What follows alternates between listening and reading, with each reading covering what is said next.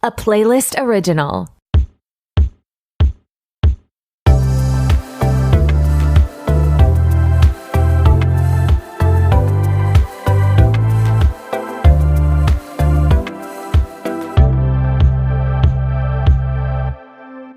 What's up? It's your host, Torry, and who is ready to be petty? Welcome back to another episode of RTBB. I'm so glad you're here. I'm so glad that I'm talking with Jenna from Date Card Pod and Supermassive Twilight Hole and You Fancy a Fine Podcast and Roses for Everybody. We're talking about And Just Like That, Season 2, Episodes 1 to 3. I'm so excited to cover these episodes, and I know not a lot of you are watching, but maybe this episode will convince you to check it out because it's been really fun this season. Cringe as always, but fun. And I got to talk to Jenna twice this week. We also covered Colleen Ballinger and Olivia Rodrigo's new music, her new song Vampire, which was on episode 146, which I will put the episode link in the show description. So if you enjoyed my conversation with Jenna here, you can check that one out as well. This episode is brought to you by my friend Angie's Crave account. I appreciate her sharing her password with me, and then my emotional support person during watching these episodes, Denny, because I really truly couldn't watch these episodes without you. And I'm excited to cover the entire season. I am covering episodes 4 to 7 with Lisa from Lisa Rants, and episodes 8 to 11, which is the finale, with Maddie from Parked Car Combos. So those episodes will come out at the end of July and end of August, respectively, and because that's when they will be out. I want to say also this episode obviously contains spoilers for episodes 1 to 3, but a little bit of a spoiler for the whole season. So if you don't want spoilers or you're not up to date, watch the episodes and then come back. And I want to say that we use explicit language in this episode, just like, Samantha would eating brunch with the girls. Okay, I think that's it from me. I really hope you enjoyed today's episode. Here's my convo with Jenna. Perfect timing. Literally. Oh, Jesus, the COVID of it all. Oh, yes, let's talk about it. COVID of it all. We're starting now. Yes, okay, literally, though, the COVID plotline, why was that the most realistic thing this show has seen? Screamed my ass off. And it's so, I just got COVID, last month for the first time. And I was like, wow, me and Carrie are, just we're twins. Soul sisters. Hey. Yeah. It was so fucking funny. And yeah, I mean, just very relatable. Extremely relatable. And just the conversations they were having about COVID was when, it's oh, you're just getting it now. It's I was oh, I've had this conversation with 100 people over the last 2 years. God damn, so fucking funny. So funny. Hey, let's talk about the season as a whole. Mm-hmm. Well, what's your relationship with Sex and the City? Were you a day one girly? Mm-hmm. I was day one girly in a way. I think it's the 20th anniversary. Yeah. Wild shit.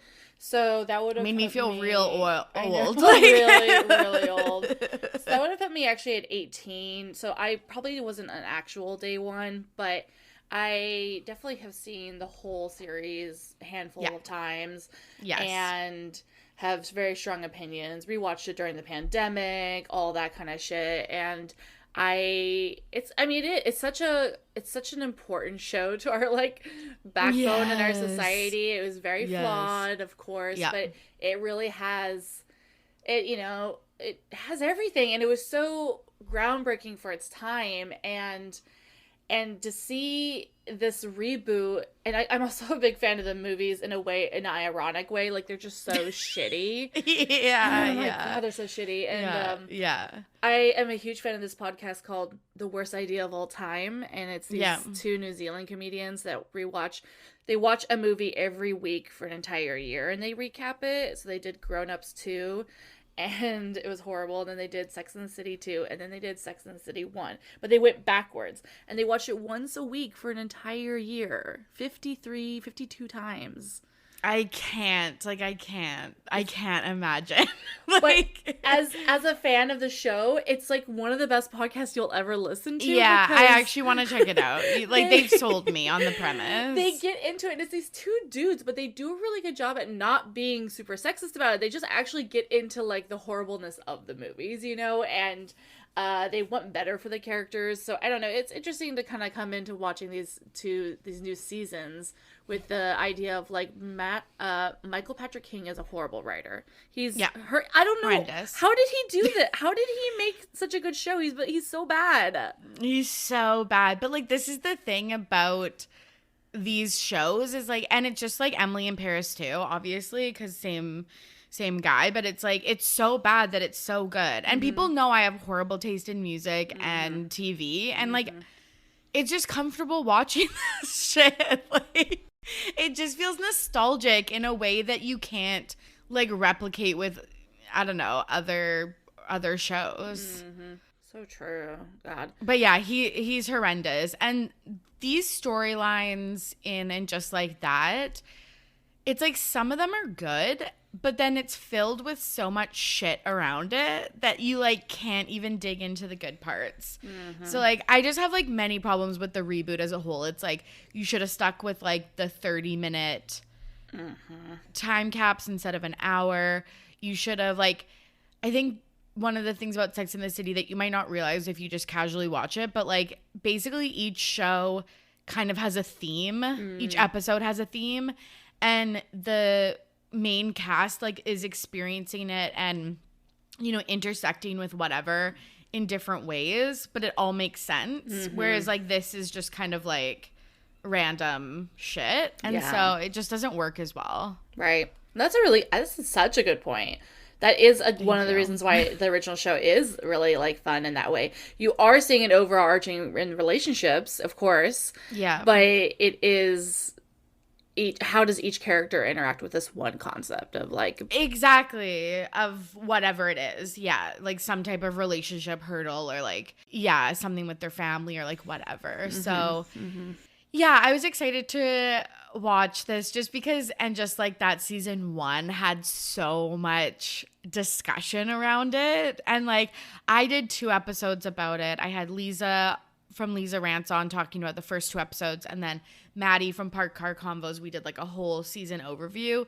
And, like, you know, we could have, I think we cut the episodes at, like, 2 hours, but we could have done, like, full, like 8 hours. Like, there's just so much you could talk about with this fucking show. So I think, like, in general, the nostalgia, the clothes, and, like, the city, like, where they film, it just gets me every time. Like, in episode, I think it's 1, where Carrie brings out the wedding dress. Like, you can't not watch for moments like that. Like, I didn't see it coming because I'm an idiot, because I'm a dumbass. Like, obviously now, like, oh, they were so building to that, but she's like, oh, I think I have an idea. I was like, literally. Or just when they make references, when she was like, oh, like, the oven is something you can cook with, not just for storage and stuff like that. Like, just like that. Like, I know that's dumb. Like, that's dumb. But, like, you just kind of you're just like, I'm a part of something. Like, I'm over here. And it's just, like, it's different. And I sometimes gravitate to that's why I'm like, you and I talked about on my Twilight podcast. I have to plug it. Supermassive Twilight hole, wherever you get podcasts. But we talked about the potential reboot of that. And some people are very vehemently against it, but I am of the mind of, like, I love my nostalgia, and I like to see the new, like, what can you make that's new with it? And it'll probably be bad, but, like, there's something that tickles my brain in that way. So this show is exactly doing that to me. I'm like, oh, all of my same characters, but they're kind of doing weird shit that's a little out of character, but also, like, kind of in character. Like, I'm sorry, the the whole plot of like Carrie not being able to say the word vagina on her podcast is so funny to me, and it is so poorly written. But at the same time, I'm like, that is actually Carrie's character, though. Yeah, like, 'cause she's never been that girly. She's never been like, let me talk about getting fisted. Like, that's Samantha. 100%. Yeah, and I remember like when she had that episode where the politician wanted to pee on her.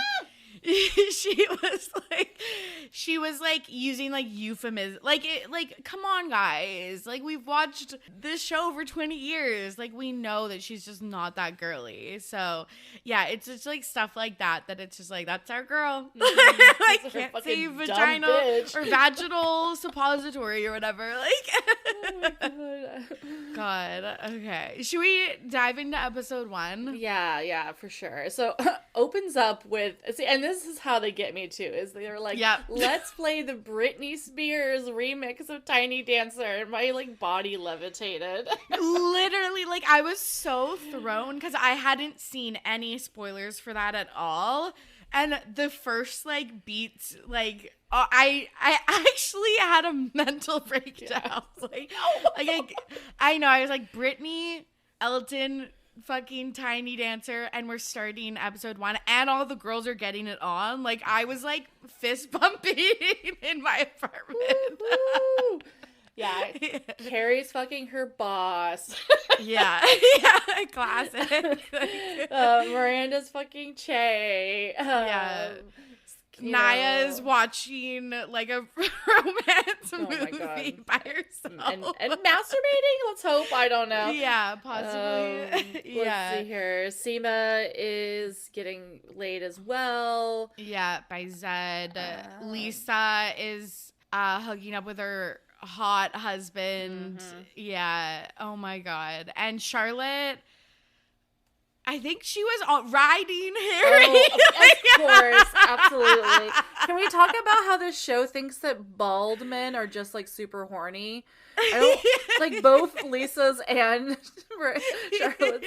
I was just like, and not to mention that, like, I think it's obvious to anyone who's watched these episodes that Lisa's, so there's a bunch of new characters, everyone, right? Because the show's woke now. They went to the fucking woke mind virus and they got infected, okay? So now we have a bunch of BIPOC people on this show, when this show always used to be white. No, I'm kidding.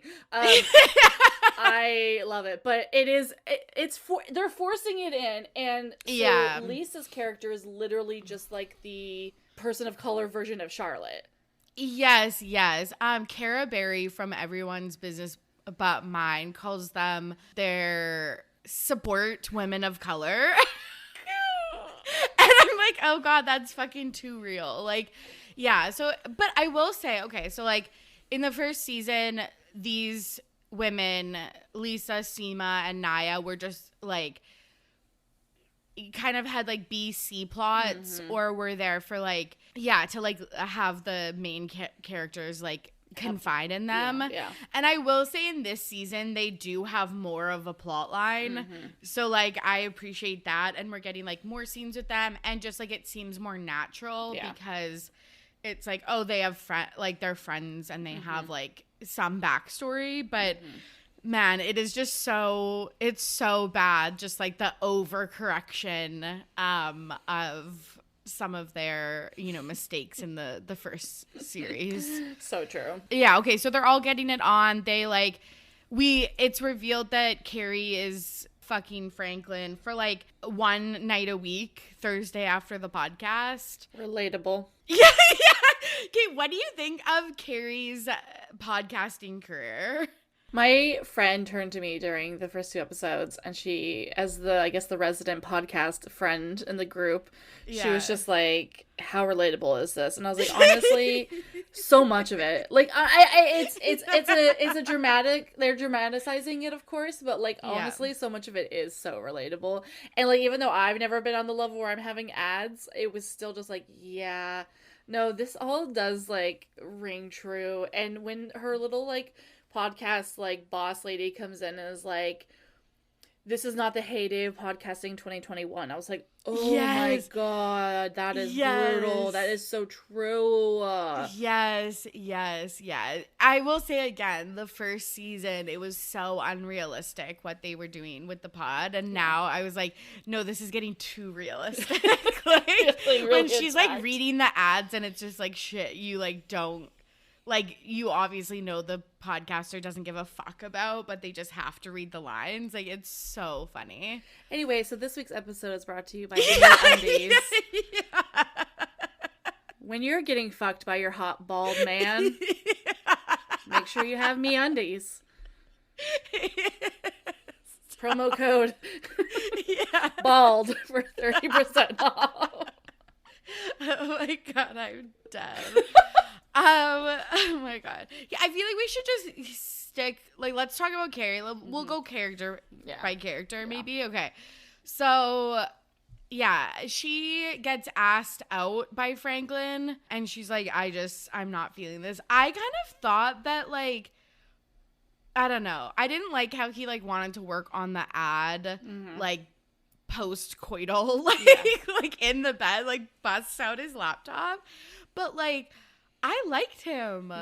Yeah. And I'm kind of sad. I mean, he was hot. Probably one of the hotter mans I've seen in a while. And 100%. Yeah. He was hot, and I felt like it's like he really admired, I don't know if we're going to see him again, but like he really, I thought, admired Carrie. Like every time she gave advice, he was just like moon facing in like the sound booth. So I was like, this would be like a good person to date, but she just like doesn't, I guess, isn't interested. And she's invited to the Met, which this again was kind of like, I was like, guys, you're not going to the Met. Like maybe Carrie is, but like Charlotte and Seema being invited too. I was like, this is like, like, no, you're not. Like, you're normal people in this show. And it took me so out that they like kept calling it the Met Ball. And I was like, we know what is happening, but I know you're trying to not get sued or whatever. So I didn't realize, whatever that fucking cunt's name is so litigious, who runs the gala. Anna Wintour. Yeah. It would I know, make but sense. I'm like, she's friends with Sarah Jessica Parker. Like, Sarah Jessica's been on the fucking planning committee, I think, probably multiple times. But yeah, they obviously like, we didn't even get to see like the Metropolitan Museum. Like, it was like, not even. like, It's so funny to me. So yeah, all of them are getting asked to go, and it's like it's so unbelievable. But you have to have it to have this like B plot, I guess, or C plot. I don't even know. And it, back and forth. Who can go? Who cannot go? As people's plus ones, whatever. Yeah. It's just like a way to like include Anthony. Poor Anthony. I suppose. He's back down. He had like a little bit of a storyline season 1. Season 2, he's back to just like quippy GBF vibes. Yeah. So it's so, oh my God, buddy, just calm down. But what are you gonna do? It's because we lost our boy. Stanford. I know. And then when Smoke and Jackie go to Carrie's apartment, and one of them say like, oh my gosh, I like your kimono, and she's like, I got that from, or like, it's kind of like a kimono style robe, and she's like, I got it from Stanford, like, he's in Japan right now. And I was like crying. Like, okay, I guess that's also known as heaven. Oh my God, stop. Actually gonna cry. Yeah, but it was nice to be like, oh, he's like living his best life out there. And let's see here. Can we talk about the gay? yeah, let's do it. Miranda, she's gay. She's gay as fuck. Yeah.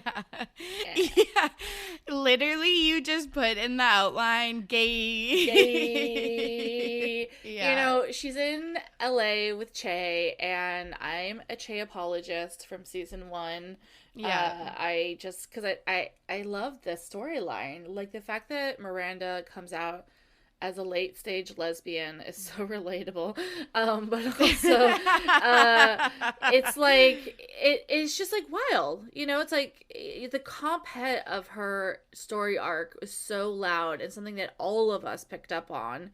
and then to have that come to fruition is just really beautiful. And we get these scenes of them fucking, lots of kissing, this opening scene of them fucking in this hot tub, and you get to see Che, who their name is Sarah. Yeah, Sarah Ramirez. Thank you. So sorry. And we'll get into the discussion about body neutrality and positivity and body discussion. But I was immediately, before we got to that, I was like, oh my God, I just saw a plus size person fully naked on my screen having gay sex. I was obsessed. I know. I was fucking obsessed because I was like, when has there ever been like a fat person on and just like that, or Sex in the City as a whole, and then to see someone nude, I was obsessed. Like, I don't think I'm a Che apologist. I actually do like the relationship between Che and Miranda. I actually like it a lot better this season. Right. Mm-hmm. Like, it just sucks because, like, a lot of their jokes and stuff like that in, like, the stand-up, like, it's, as you're a fucking stand-up comedian, so you fucking know. But it's like that, those parts are, like, so brutal that I feel like sometimes it, like, clouds my judgment. But, like, and, like, I am a big Steve girl. Yes. But, like, as a whole, I'm really, like, warming up to this. Because I think that their relationship in California is actually being depicted as really real. Like, we see that in kind of their tiffs and stuff like that. And yeah, I just, it's so much better than season 1. Yeah. My only like defense to like the beginning of season 1, where we were just like hit over the head with Chase as a character of what all these identities that they cross in section with, it as a comedian as well, was that as a comedian, former comedian or whatever, it's when you do have a lot of intersectionally like identities that are marginalized, you as a comedian actually have to use them, like, because you're not allowed to not. You're not a straight white man, so you can't just go up there and be like, oh my God, last week was crazy, let me tell you about it. Yeah, you have to, like, the first 60 seconds of your bit, like, make sure that everyone knows who you are. I have so many trans friends who are comics, and for better for worse, I mean mostly worse, they have to call it out, because that's the way it is. And it's the messed up part about creative like endeavors. But to me, that almost like was so realistic that Che was like, interesting, I'm a Latino, non-binary, queer, dyke, and this is who I am. It's like, it's just because you have to, because that's what they require of us, out there. So, but the second season got worse. So now I'm mad because they can't even give Che like a joke. They're like, oh yeah, so LA is so expensive. I took a Uber from my room to the kitchen. It was so expensive. And everyone's like, laughing their heads off. And I was like, this is insane. And then the second time we see them on stage, they didn't even give them a joke because they knew they couldn't write one, I guess. I don't really know. I know. It just is weird, though, because it's like there are funny fucking parts of this series. So I don't understand why all of a sudden, like, the comedy bits, like the purposeful comedy bits, like, aren't, funny. I don't know, working. Or, like, I'm just like, hire a stand-up. And, like, I don't know. I'm like, you have the budget. Like, it's weird. But Miranda's like living her best LA life. I love when she's in the deprivation tub and then she like crawls out of it because she's getting like the saline water in her eye. And then she's like, fuck the new me. Because I was like, that is so Miranda. Like, it's just, it was really, really funny. So I like that. I wrote in here that there's no mention of the Rambo nickname. I was like, plot holes, you guys. like consistency, please. Like, no, they were just like, hey, we're gonna show Miranda putting on a strap on. So yeah. Okay, so that scene, because that's like one of the first scenes where Che is like obviously distracted by something, and then we see like multiple times where they're like not into having sex anymore, which is like off their kind of like baseline. Like, obviously Miranda's starting to notice that there's something wrong in their relationship. She starts to freak out, and then we like finally find out it's because of the like body issues coming up for Che after they were getting a fitting for their show, and like seam or not seamstress, costume like designer. a costume designer was like, if you wear this, it can like hide your tummy or something like that, or like streamline your like midsection or something, like all that like gross bullshit. Yeah. And that was like fucking too real when they were like, I'm actually embarrassed that I'm crying about this because I thought I was over this like petty bullshit. I was like, ooh. That just hits so hard. Yeah, and when there's these moments in the show, it's like really good. Like I like this show. I don't. It's bad, but I was like, oh my god, that's so realistic, and that it would, and then that Che was embarrassed to be ashamed, not embarrassed because they really do think that they're like overweight or that their body is bad. They're like embarrassed of the shame and embarrassed of like being susceptible to that pressure. And I think that is not always the storyline you see when we talk about body issues on television. 100%. And like, I also think there's like extra pressure because I feel like Che is so unapologetically themselves. So then when something like this rattles their core, like they're like, oh my god, how could I have like moved so far past this but still be brought back? And it's like, that's just the nature of the beast of like, of the way we're all, you know, socialized and educated and living in like a system that constantly is, you know, pushing back against your values and stuff. And it's just so relatable to Butch Dykes crying. I'm sorry, I love, and like when we just had the queer ultimatum, so Tiff is like the Che of it all, and the both of them crying on my screen in these little lesbian relationships is like, I really like this representation. I know. And it was like a sweet moment when Miranda's like, oh my god, like just a supportive like partner. And this is again like their relationship is settling into something really nice. So I appreciate the growth their relationship has seen from season one. Thank God, Lord have mercy. Fucking kill me. Okay, should we talk about Lisa? Yeah, she's like trying to secure funding for her next doc, and her husband is just like, I'll pay for it. like just ask me, I'll pay for it. And she's like, no, like I want to get the funding my way. And he's just like, I can really just fund it. Like, what would you do? Like, to me, I would just take the money. Listen, folks, if you ever have the opportunity to get money to help do the thing that you're trying to do, don't be prideful. It's not okay. Because what you can do with having that burden taken off of your shoulders is you can do more badass feminine shit, you know? You know, go stomp on a man because you have time, because you're not worried about trying to beg for money from the man. You can go kill a man.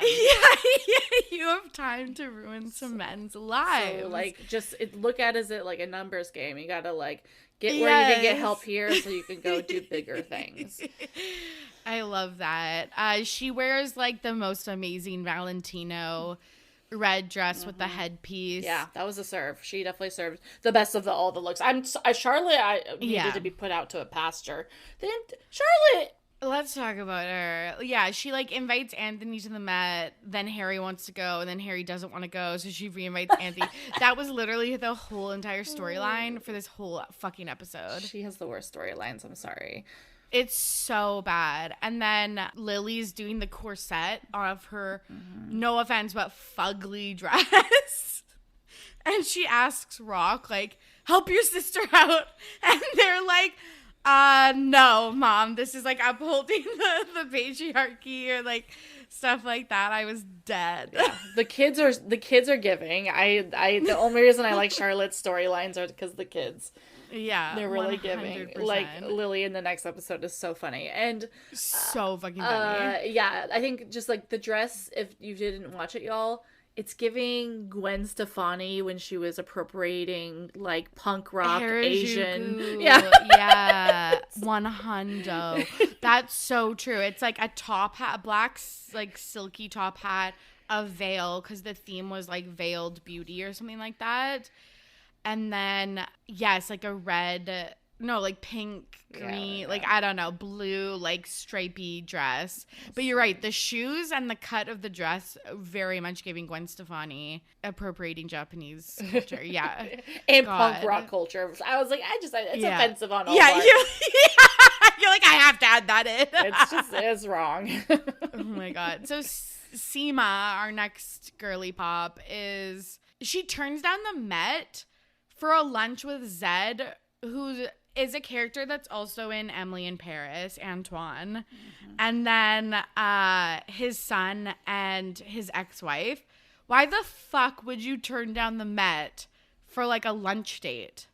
Because finding your true love is the most important thing, Torry. Right. And she is like about to die because she's so old. And yeah. This is her last stab at love. This is her last chance. She has to romance a fuckboy. Yeah. Oh my God. So she learns that he's still living with his ex-wife, but they're like on different floors of like a penthouse. Yeah, that's capitalism, like, baby. Rich. Like, come on. It's fine.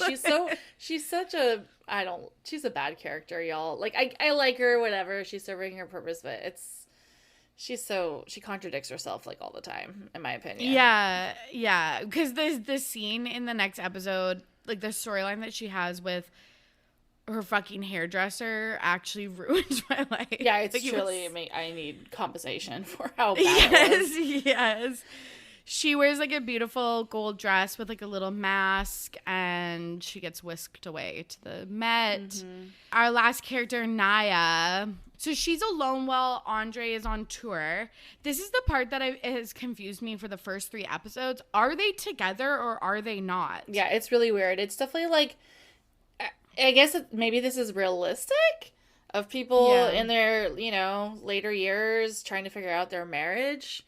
You don't just break up and divorce nowadays. You have to go through like conscious uncoupling, and you have to go on tour and be maybe with like fucking a hipster in a hat. Like, which is all what happened, y'all. And because they're just like separated essentially, or they're trial working on their marriage, and then they go to separation, and now we're led to believe that they are separated in episode 3, but not divorced. And I'm sure it will come back when she starts to maybe hook up with some other people, and then like Andre comes back in some way, I imagine that's like the story we're being fed. She is the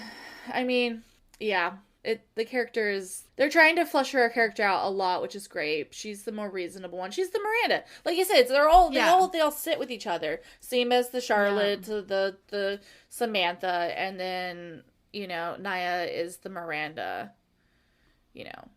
Woke, smart, thinks with her head, but has an emotional side. Like really educated. Yeah. So we'll see how it goes. She deserves better, of course. I mean, because what I guess I do appreciate is that it's talking about the bigger issue of like women choosing not to have children. Kids, and I think that's an important conversation. So it's like, I'm glad it's there. But totally. And like also it was a good convo because it was like she wanted to and then decided she didn't, which I think is really realistic. Like some people know like they have that feeling for a really long time, but some people again like realize in their later in life, and I thought that was really interesting. And I loved when she was like, oh, are you fucking Heidi with the hat or whatever? And I was just like, and then he says, not yet. Andre, what the fuck? Oh boy. Okay, yeah, we're getting into episode 2. Yeah. Should we start with Naya since we're talking about her? Yeah. Okay, so Naya, in the first couple episodes, it's really awkward because she only had a plot line connected with Miranda in season 1. But then finally in episode 3, she's introduced to Lisa because of the documentary that she's making. And then she hangs out with like all of the girls. But like the first 2 episodes, she's kind of like floating around. He's like, I know a solution to our problem. Like if you don't want to get pregnant, we can get a surrogate. And I was like, read the room. Like, you just told me you might cheat on me, but you can save it by let's paying another woman to have her baby. Oh. Yeah. It was just so bad. Ugh. Like, okay, would you rather, like, if you're with a partner and they're like, would you rather them be honest and be like, no, but I wanted to cheat, or lie and just be like, I would never, like. I love these would you rather games. Would you rather have spaghetti for fingers or have your partner cheat on you? Yeah. I kind of would rather them lie. Yeah. No, true. Yeah, absolutely. I'm too sensitive. Yeah. Like, yeah. So I felt bad for her because Andre's just like not getting the message, but then also being like a bit of a fuckboy. Well, yeah, because it's often it's a case of like he's trying to prove that he's a good person.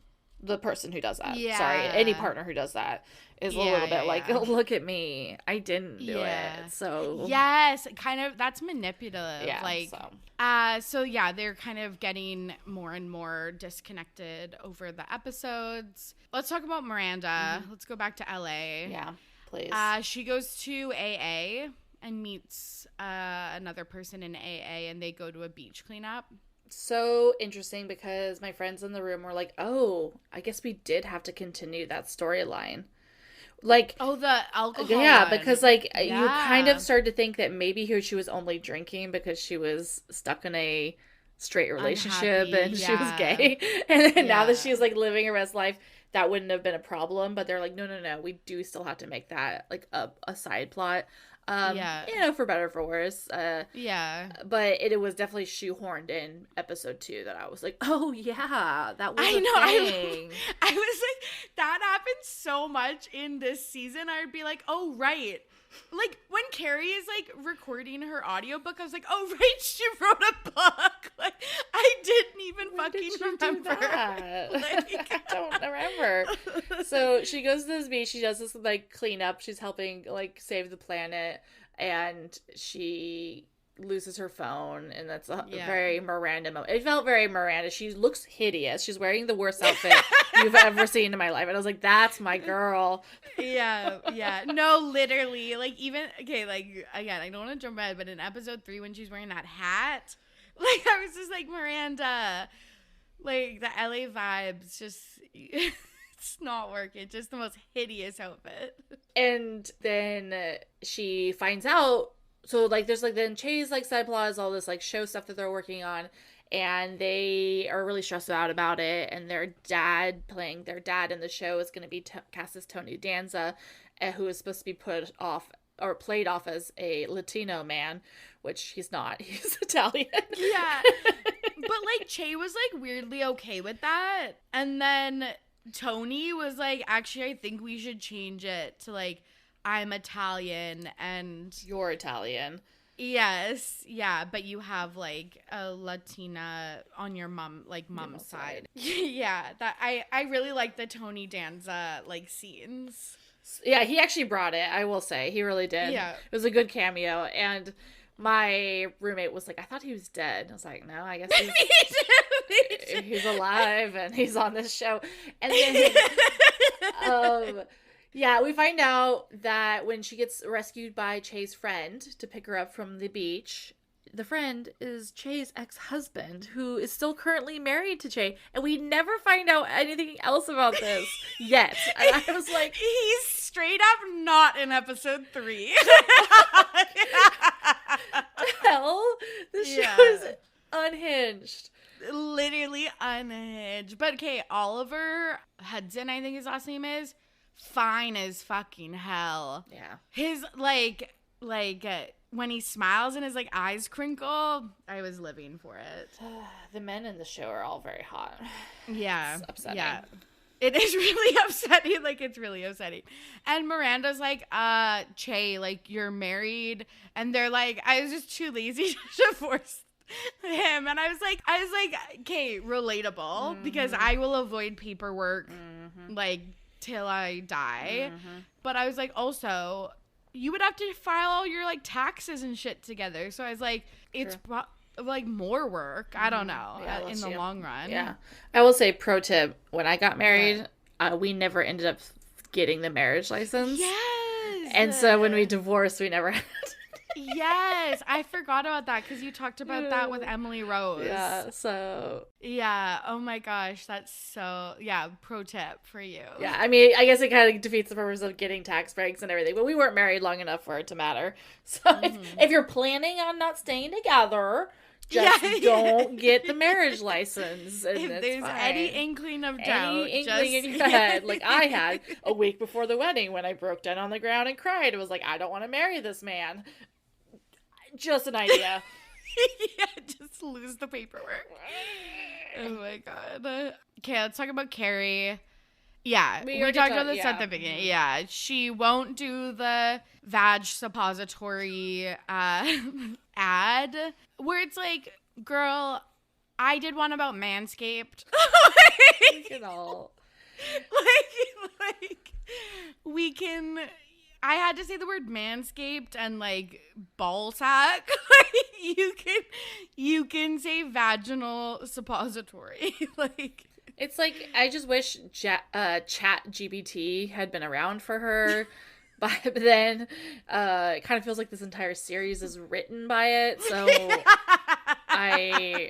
it's just like she could have used that. What's another word for a vaginal suppository? Yeah. And it had so much beauty for it to actually be funny. Like if it was real, like I would have loved to listen to Carrie Bradshaw in my ear pods, like being silly about it and just being like, the down there. Like she could have, because it would have been funny if she did that. It's not funny if I was like me, Jenna, the most cuntiest bitch, being like, down there might not feel very good, and you need to do something about it. But like for her, it would have been funny because that's like it's funny. So totally. She should have just been herself and done it. It's so silly. 100%. And also it's like everyone knows you're just reading off a script anyway, so it's just like read off the script and call it a day. Like, but I guess she's sticking to her values and like Jesus Christ. She's like, I wouldn't say this. Okay, girl, then don't. Oh, feminism. So yeah, that's her thing. And then the podcast gets shut down. Canceled. Of course it does. Of course it does. And she doesn't want to fuck Duder Franklin anymore. Yeah. That's fine. I don't really care. Yeah. I don't care. I just want Aiden. Yeah, I know. I was like, let's just fast forward to the Aiden episodes, like, please. Please.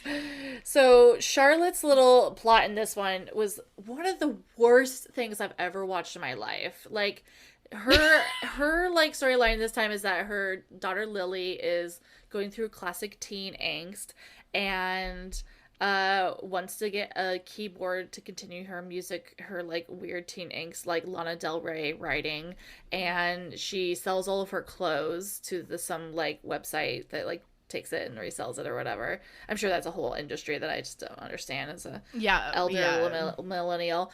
But it's like devastating to Charlotte, and the entire time she's just like waxing and waning about this fucking Prada dress or some shit that she got for her daughter that she doesn't have anymore, and this principle of not just buying it back from the website. And it's like, could you think of a more out of touch rich person problem to have? 100%. It's so Charlotte. Like, again, this is such a Charlotte, like, caring about. It very much brought me back to Sex and the City, where it's like she just cares about, like, you know, her daughter having, this designer dress that she wore when she was, like, I don't know, when she was 16 or I don't know, whatever. Like, it's so Charlotte. And then, so she doesn't want to buy it back, so she just goes to the store. And she's talking to, again, this teen that's working there because, like, again, like, look where you are.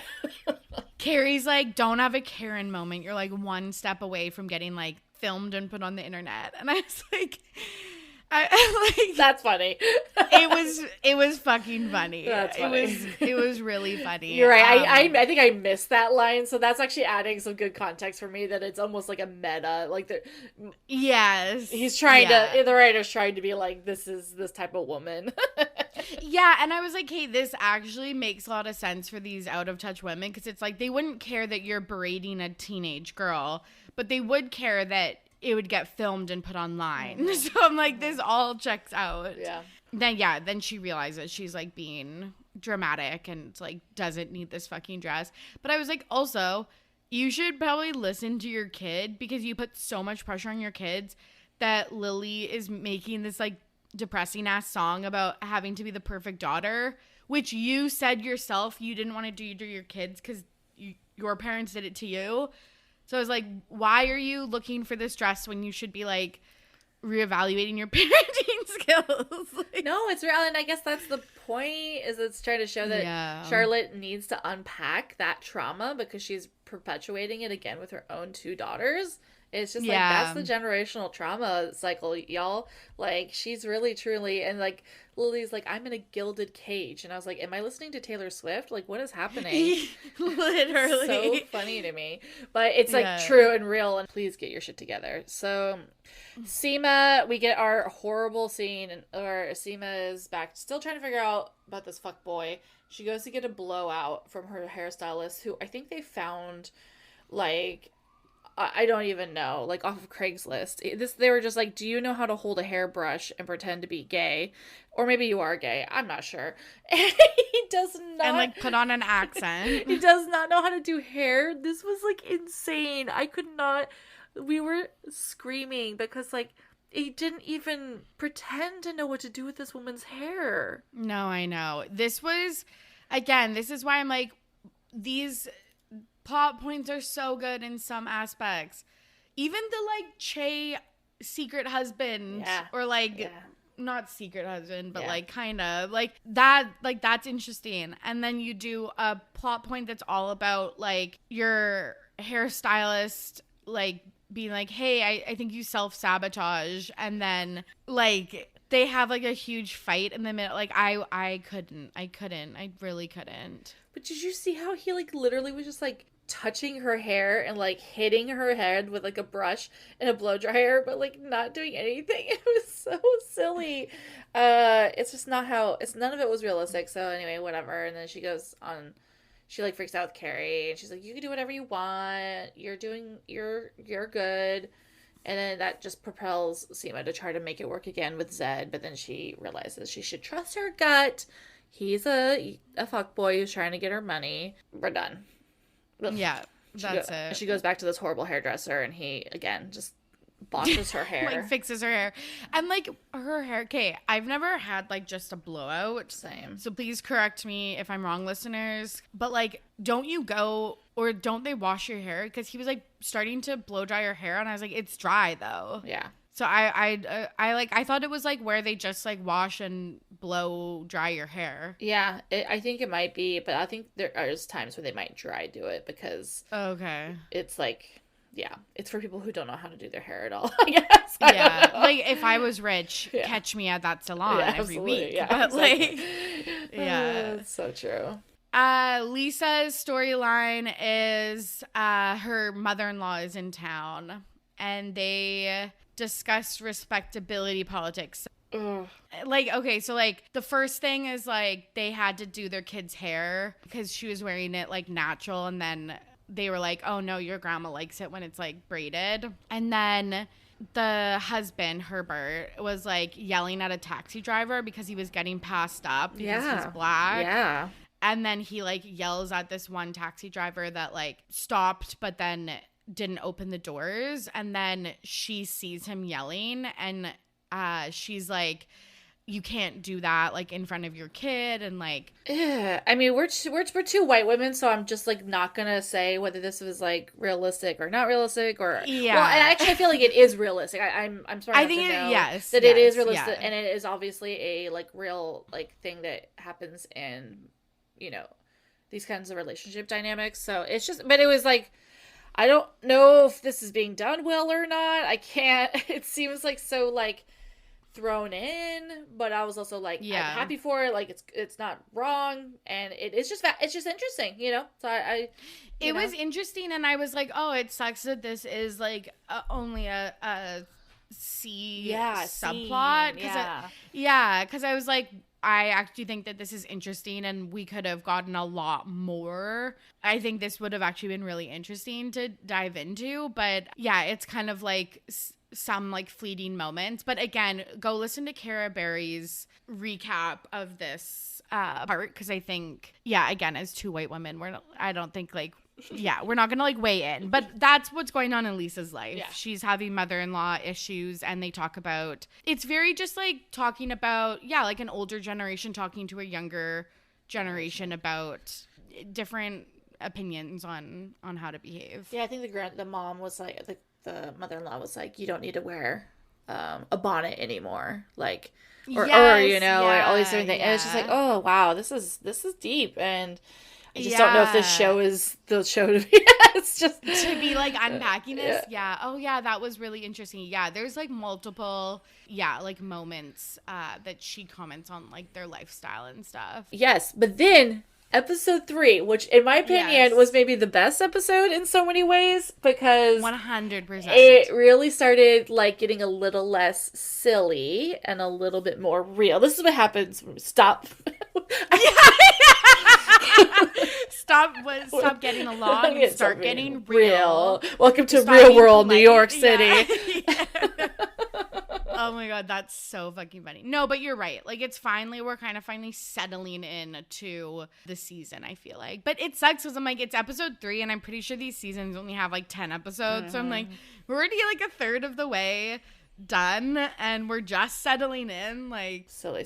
So Carrie, if you forgot, wrote a book about Big dying, because I did forget, so I don't know when she wrote it. So it's only been a year since this tragic death, and she's written a book already. And also, like, I got so annoyed at one point, Charlotte being like, we're just so proud of you for moving on. No one moves on from something like this, which is, I guess, the point of the episode. But it's like, I hated how Carrie's like, thank you, you're right, I have. And I was like, ah. It's so weird. Yeah, the book's called Loved and Lost, which, like, again, Carrie Bradshaw would not write a book called Loved and Lost. It would be like the big death, or yes, or like the big something with a pun about big. Yes, 100%. But 100% she has to read the audio book for it, and when she's struggling just even doing it, first she struggles just reading the audiobook, like saying her T's, not swallowing them, and popping her P's, which is so relatable. Yes. She has we have another fat woman who's shown positively. I was like, thank you, bitch. So she's like her manager or something. So she comes in and she's like, you know, we love you, Carrie. Oh my god, but you have to read this. We can't get any of the other actresses to do your part because this is a book about like a memoir. Like, you have to, and it would be so weird to have somebody else reading these scenes. Which I like. I was like, yeah, no, so true. Yeah. But it's hard, and it was sad, you know, seeing her trying to read this like paragraph over and over again of her where she finds John laying in the shower. Oh my god. Yeah. And just seeing, like, I will give it to Sarah Jessica Parker. Like, she is a good actress. Yeah. Like, I was like, this just, like, it was so realistic, just the way that she struggled with it. And obviously this would be, again, only a year has passed. You're talking into a microphone about, like, the most, you know, traumatic experience of your life. And yeah, it's nice that I think the managers, some point, I feel like she felt a little coddled, but, like, I think they just wanted to be really respectful and be like, we're giving you extra time. Like, there's no rush, there's no worries. And yeah, she leaves and runs into Bitsy Von Muffling, who's like such a good side character. I loved it so much. Married to Neil, or what was his name? Bobby Fine, who's played by Nathan Lane. Nathan Lane, thank you. Neil Lane is a bachelor name. That was my Yes. But and he dies, and so they're widows, and that was like, I genuinely was like, this is like really good TV. She opens up to Carrie. She's like being so bubbly as she always is. And Carrie's like, I actually just like really fucking failing at this because it's really hard. And, you know, Bitsy's just like, she's like, it's already been a year. I should be over this. She's like, the second year's the hardest. Didn't you know? Because that's when you realize that time is moving on without the person. I was like, holy shit. Yeah. Yeah. And I love, because I think that this is something that younger generations are embracing, but maybe older ones aren't. But like when Bitsy was like, just do what you need to do to like survive and like get by. Mine was a facelift. Carrie's was shopping for a bunch of expensive shoes. Like, but like that's like so true, because I just feel like nowadays more like Gen Z and stuff like that are like, if you need to, lay in bed, like they do later in the episode, or like whatever, like just do it. And I really liked that. That's so. Or if you need to fake COVID, if you need to fake COVID so you can stay home, like that's valid. That's so true. Oh, I love this little sneaky way of trying to help the elder millennials and other generations to, like literally, it's. It's so hard to survive right now, so just do what you need to do to like get through it. Take care of yourself in this way, and like it's almost like gentle parenting yourself, like you're like almost like talking to yourself about just like and like giving yourself permission to just like lay in bed or go shopping or like whatever you need to do to like survive. So I liked it. Another element of generational trauma of like, you don't have to just be strong because your parents were strong and then it was bad. So Seema, they just recycle, I swear to God, a plot point that happened to Samantha, right? Didn't Samantha get a bag stolen? And it was just like... Well, Carrie, I remember Carrie gets mugged. Oh, that's what it was. It was Carrie. Yeah. And she was like... Yeah, it was like that purple baguette bag or whatever. Like, I think it was Carrie. So then Seema now. Like, this is why I feel so bad for Seema. Because, like, she could just have... Like, where's her real estate, like, transactions or something? Like, but instead she's getting mugged. Has her Birkin stolen. And like, yes, but, like, we've already gotten this storyline in the original show. Possessions are important to people, and you can't judge them for having sentimental value about something they worked hard for. Like, it's like this feminist breakthrough, but that was done in 2001. You know? Like, we don't need to be taught that losing a Birkin is actually an important thing in somebody's life, because we already get it. I know. It's like we learned that lesson in Sex and the City season 5 or whatever. Like, it's fine. I understand. It says it matters because it matters to you, and you worked hard for it, and you don't get to tell women what's important to them. 100%. Yeah. But she supports Carrie as well, because they go to Lisette's jewelry show. And then, again, the waiter was just, like, stealing all of the jewelry. But, like, also I felt like both of these robberies were just, like, so, like, obvious. Like, he was shoving, like, fistfuls of necklaces in his jacket. He didn't even have a gun. Like, I kept thinking he was gonna pull a gun. And then Seema pulls her gun lighter. And so funny. But at one point it's getting a little heated and whatever, and Carrie just screams, I've got COVID. And everyone just scatters. It was so funny. That was hilarious. Because Lizette was like, do something. She's like, I have COVID. It was so fucking funny. Oh my God. But so good. And I do love that little moment where Seema's like, I'm gonna come to see you when you have COVID, and they both open the door and they're wearing these like fabric masks that are just like insane. And then she's like, I actually don't have COVID. And Seema's like, thank God, because this is fashionable but not like certified. So real. God, that was so fucking funny. I think it was, I can't remember her name. Is it Laura Marie Scholes from Sexy Unique podcast? she talked about like, oh, we're gonna get season 2 like no COVID talk, and then this episode like came about, and I was like, nope, like we're still here. I like it.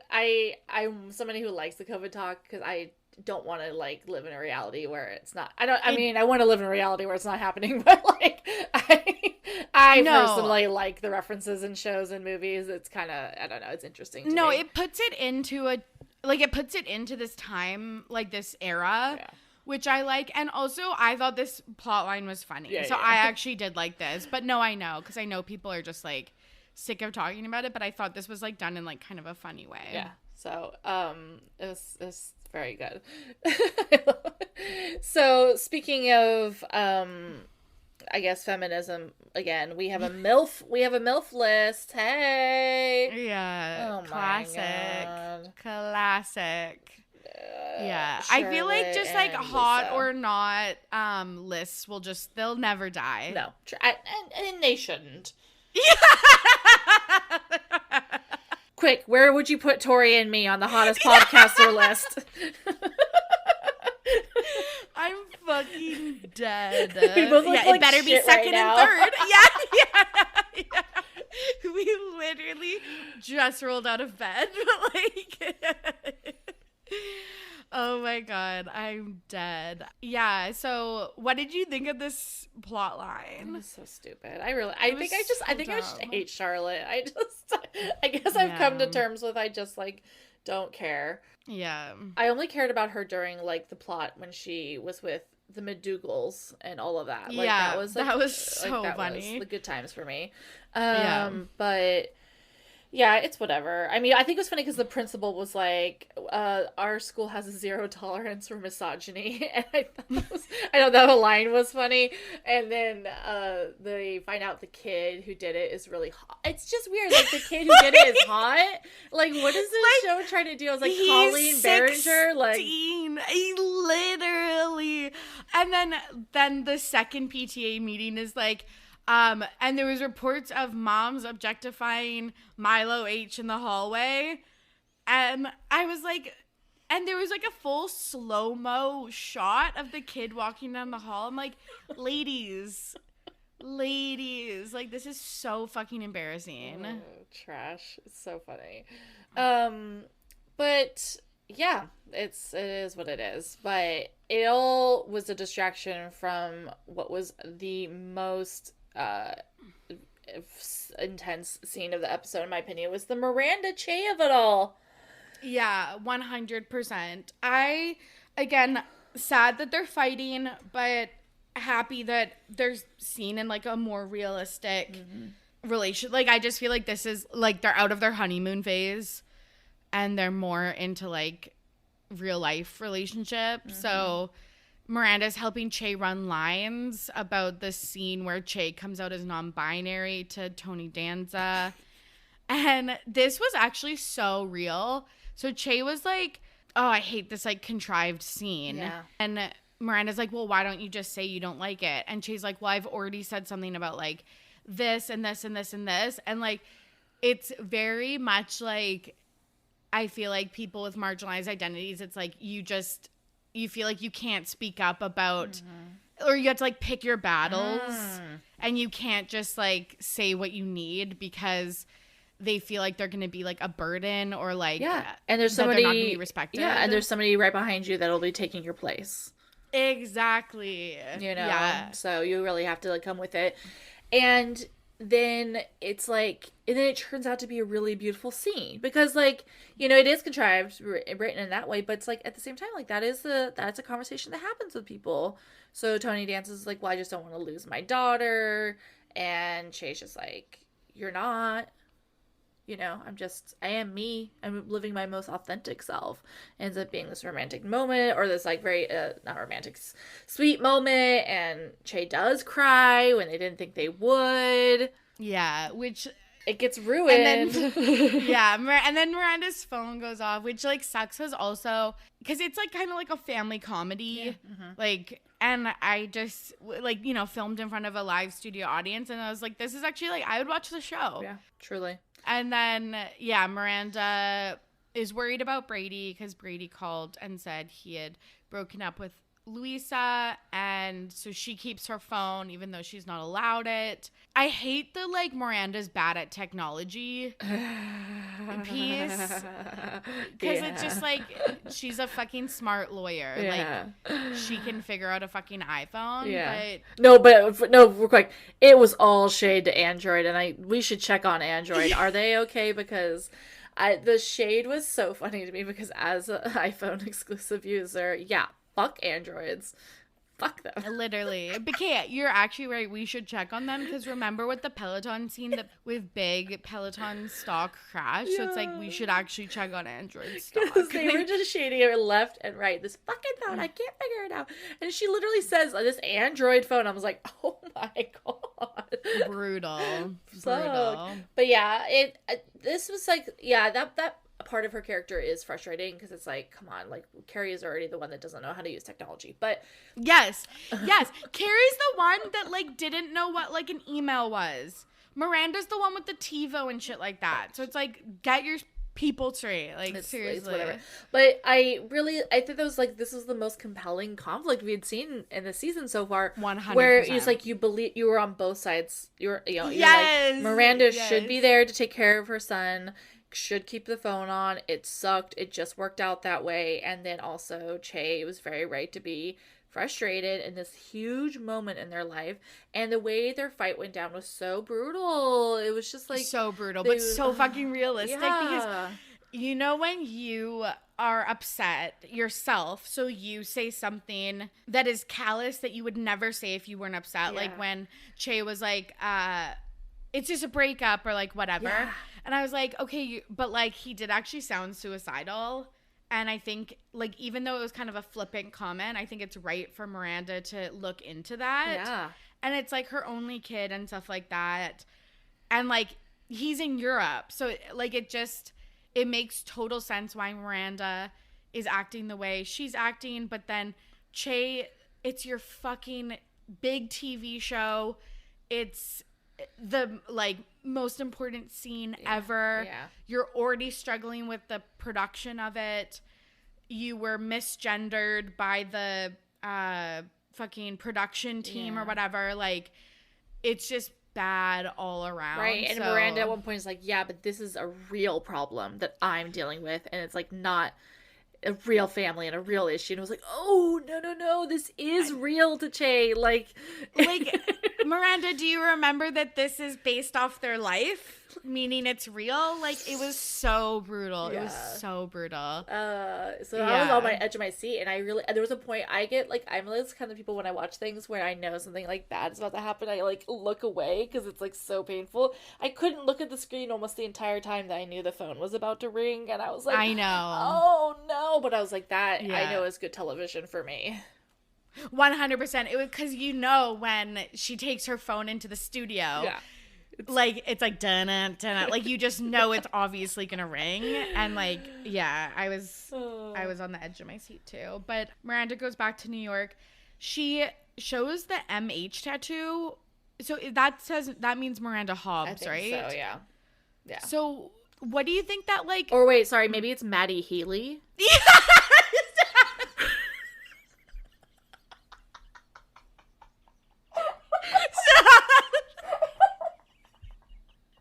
I'm sorry. I'm the funniest person ever. Episode 4, it's like, I'm really into the 1975 now. Like, oh my God, I'm fucking dead. Like, okay. So, like, what is it as simple as, like, she wants to remember herself as Miranda Hobbs? Yeah, I think so. Yeah. Like, this is who she is. And she should, like, she did something for everyone else for so many years, as she said in the tattoo parlor, which I loved. Like, I worked 80 hours and for fucking what? And it's like, oh, yes, girl. And this tattoo artist was like, Miranda, I think it's a projection issue of your ability to not let go of control. And I was like, okay. I know. I was like, why is this random tattoo artist giving you better conversation than any of your friends of the last 20 years? Literally. Because they're all selfish bitches. They're all like this. That's the whole point of Sex and the City, is to show flawed women. 100% that you like don't even like, that you kind of want to win, but like not even, because like sometimes they're like awful. But yeah, you're right, that is literally the point of the show. Like, again, listen to that podcast, Worst Idea of All Time. They just get into so much about how like every single one of them is the worst friend ever, but yet the best friend, and like they all horribly treat each other. But yeah, like this tattoo artist is giving her the best interaction that she's ever had. And yeah, so I think it is probably just as simple as like despite everything she's been through, and despite this new relationship that's kind of falling apart, she's still herself, and she should prioritize herself instead of everyone else. Yeah, that's a really good point. Yeah, it's good. I'm finally liking the Miranda like California, because I'm like, I just want you to be like in New York, but I was like, no, this is actually fucking good. Also, it just shows how good of actors Sarah and Cynthia are, because it was really good. Yeah, it really is one of the best storylines for me. And I'm excited for her to see how it all plays out, because as they're leaving, they're like, Miranda's like, can we not leave on this horrible moment? And Shade's like, you're right. And oh god, it was so well acted. Just like, it was so like good. They're like clearly crying, but they're like, no, you're right. Okay, I really hope that Brady is okay. Like, I genuinely do. And I was like, that was really sweet. It was so sweet, because in relationships, there's bound to be conflict and fighting. But if you respect and love your partner and care about them enough to be like, yeah, we're not going to be like bitter Bettys and like leave this on a bad note. We're going to leave it on a respectful, loving note. Even though that's all I can give you is this one sentence because I'm upset. It was really good. Yeah. Like, and that's why I was like, this relationship actually has longevity, because you can tell that they actually care and love each other instead of like leaving with these shitty feelings. Yeah. It's really beautiful. So good. Love it so much. So good. Yep, and that's pretty much the episode, eh? Yeah, because, no, it is, because literally Naya's plotline is that she meets a hot sound guy that like gets handsy with her when she loses her mic. That's literally it. Like, it's so fucking sad. Yeah, but I did like what you brought up earlier about how she is now being brought into the fold in a more like intentional way. So like we'll see more for her, and we'll see her story. So that was a good take to pick up on. And then Seema and Carrie end up at a shared dinner table talking about their lives. Seema found her purse. Everything's well in the world. And then the guys are like, hey ladies, can we chat with you? They're like, sure. They eventually come over. And then the best thing that I've ever heard in my life is like, Carrie's just like, and just like that, we realized that New York really can blah blah blah blah. And that night I got COVID, and I was like, I cannot. Yeah, 100%. It was just, that also was just a quintessential Sex in the City moment, because it's like, they meet hot guys and are like, it's like a pan out of them like laughing and flirting and being New York, like metropolitan woman. And then there's the Carrie voiceover, which, you know, thank God we got the voiceovers back. And then she says like a funny, snarky line about something like COVID. Because basically now it's insinuating that she now actually gets COVID. He has COVID, and, I know. Oh my God. It was like, but isn't that also just like the reality that if you lie about COVID, you'll probably get it like the next week? Like, exactly. I cannot. So yeah, you live and you learn, and I loved it so much. So funny. Oh, goodness.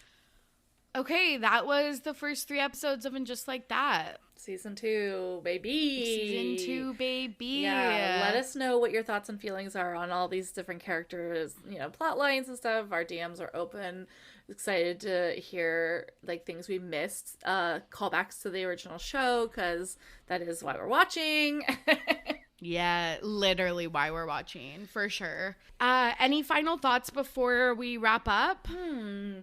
Yeah, I guess I'm excited to see how Che and Miranda figure this out, and I have faith that it'll be done well, but I'm just excited to see. I am excited about the Aiden of it all, but not because I like Aiden. I don't like Aiden. I'm one of those fans, but I am still excited to see it, and maybe I'll be turned.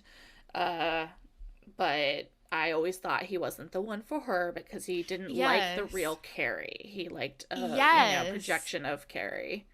100%. He liked a different version of Carrie. Uh-huh. But no, you're totally right. I like Aiden as a person, but I was always a Team Big same girl. Yeah. And I also like in I think the second movie when they reunite, he's talking about how he has like kids.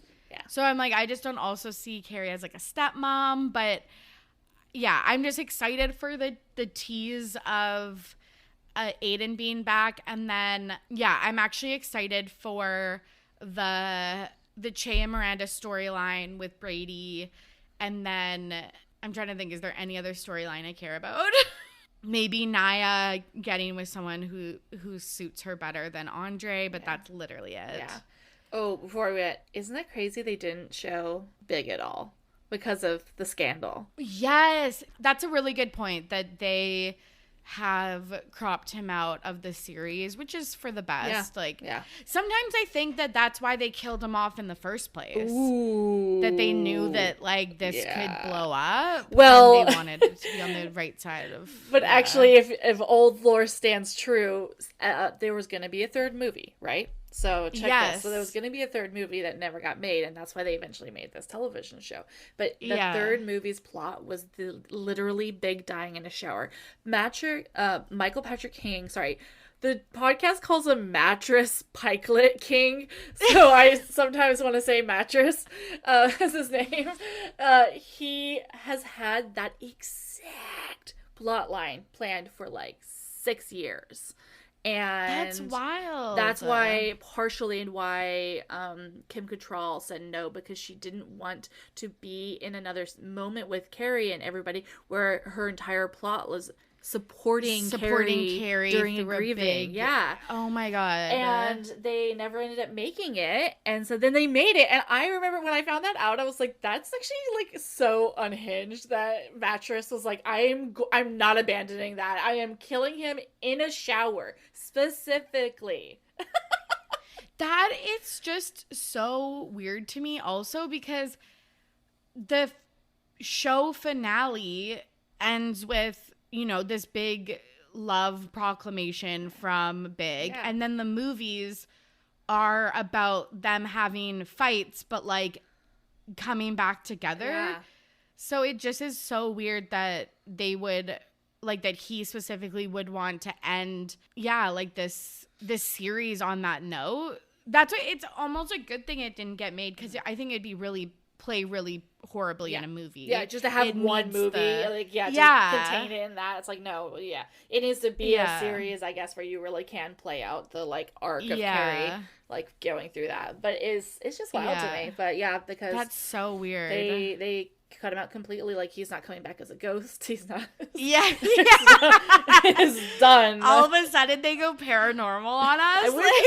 Had he not been a creep, I would have actually lived for that. It's very Twilight coded, and I would have died for it. Okay. Anyway. Like apparitions of Big. Yeah. Oh my God. You said you weren't gonna do anything stupid. She's like running like around the like, I don't know, like subway tracks or something like that just to see his apparition. I'm dead. Oh, I'm so glad we did this. Me too. Where can listeners find you? Obviously, this is going to be a dual release, so... But if you're listening on my channel, where can the listeners find you? Thank you. Yeah, you can follow me at Date Card Pod, where I do Bachelor and other reality TV show recaps through a queer lens. You can also follow my new podcast, Supermassive Twilight Hole, on all the platforms. It's a silly yet serious Twilight fandom deep dive podcast in which Torry was on an episode, our most recent one, where we talk about Robston and all the blind items behind that. So good. You have to check it out. Good. And you can also check out my campaign to bring body diversity to the Bachelor franchise and beyond at Roses for Everybody. Love it. And you can find me on socials at RTPP Podcast and my podcast, Ready to Be Petty, wherever you find podcasts. I'm covering trending pop culture stories and reality TV and celebrity gossip. So needed. But and you're, because you just do it in such little, like, great little, like, bundles that I think is so easy to consume. So if you are listening and you're like, I just am overwhelmed by all of this pop culture stuff, you have to listen to Ready to Be Petty. So do that. Thank you. I appreciate it. Yes. Okay, bye everybody. And just like that, we got COVID. And there you have it. Thank you so much for listening. And thank you to Jenna for joining me on today's episode.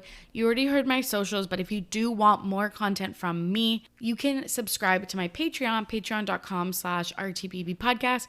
And you get access to 41 episodes of RTBP deep dives, as well as access to our patron-only Discord channel and a shout out from me on an episode coming to your ears sometime soon. I hope you are all safe and healthy out there.